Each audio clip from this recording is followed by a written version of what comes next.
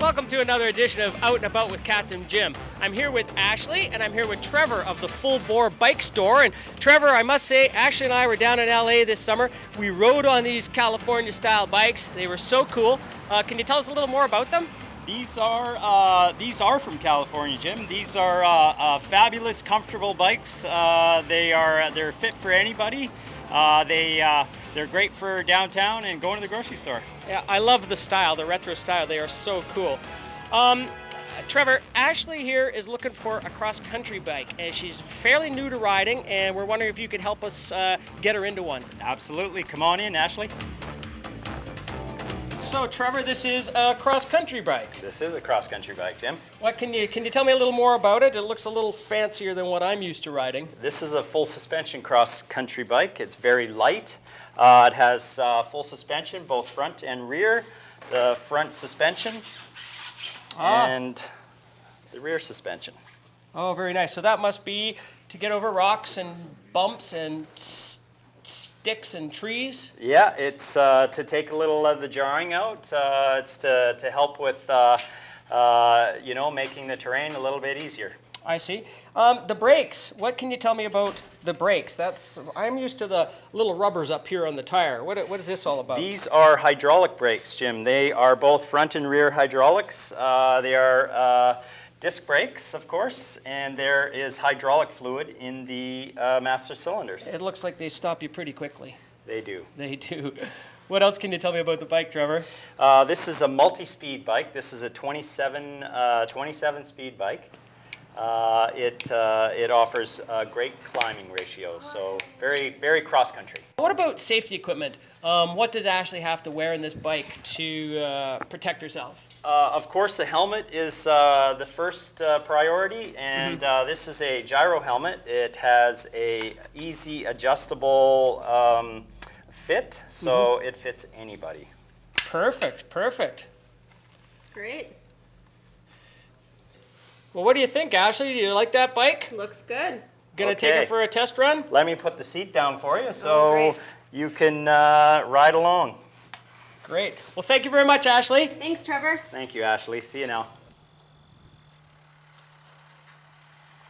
Trevor, I understand you have an event coming up, a very exciting event at the end of the month on the 29th and the 30th of September. Maybe you can tell me more about that. We have the Full Boar Challenge on the 29th and 30th, and the Full Boar Challenge is a fun event. It's kind of a year-end festival. We have a cross-country race on Saturday, the 29th, and we also have an Enduro DH on the 30th.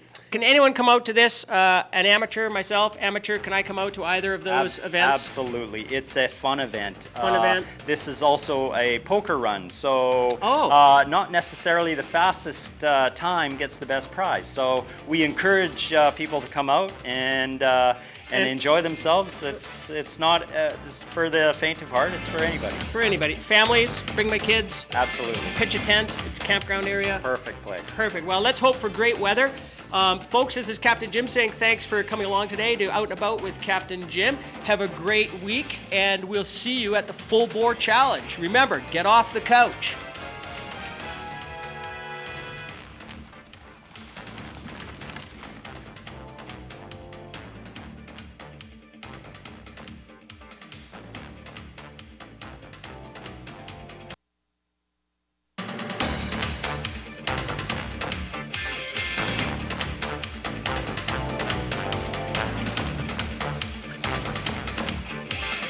Hey folks, this is Captain Jim with Out and About. I'm here today with Tyson from Full Boar Bike Store, and we're here today to discuss the difference between a downhill specific bike and cross-country bikes. There's a big difference, and before you go running out and buying a new bike, you got to make sure you know where you're going to be riding, what you're going to be riding.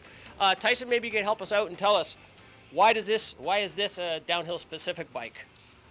Downhill bikes are built to be a lot tougher than cross-country bikes. They're going to go through a lot more punishment than a small, lighter cross-country bike would. So the first thing that you're going to notice is they have a lot more suspension than a cross-country bike would. I see, yeah. And they also have bigger, more powerful disc brakes. for stopping power.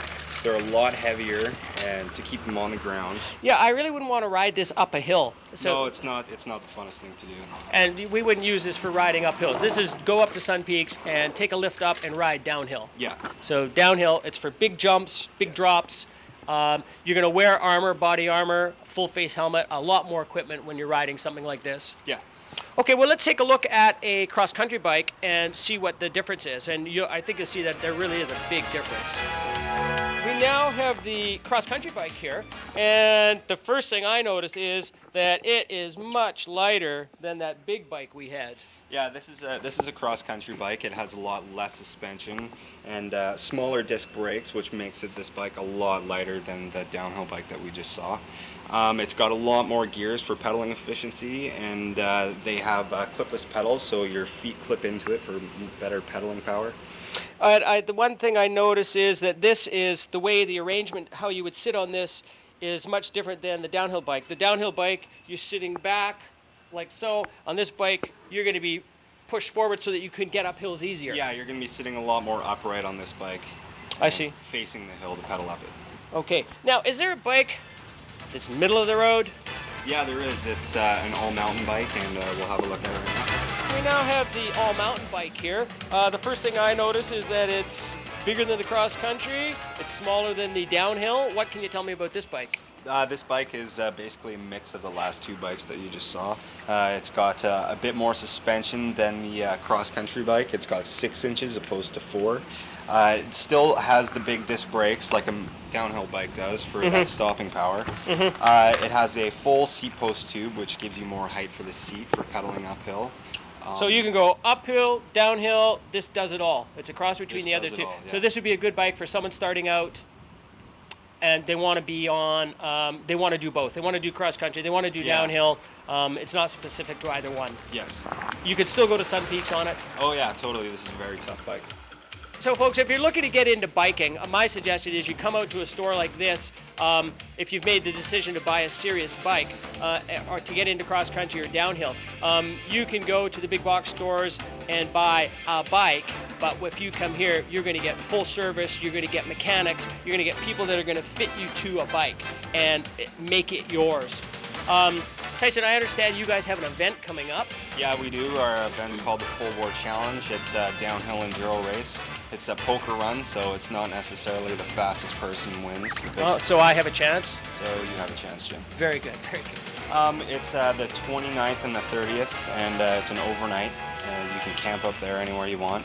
This is at Greenstone Mountain. This is at Greenstone Mountain. And to get more information, who do we contact? You can swing by the shop, or there's posters posted all over the town. Okay, great. So that's the 29th and 30th.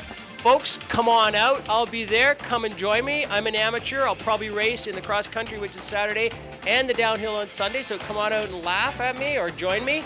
Remember, get off the couch. And this is Captain Jim saying thank you very much. Have a great week.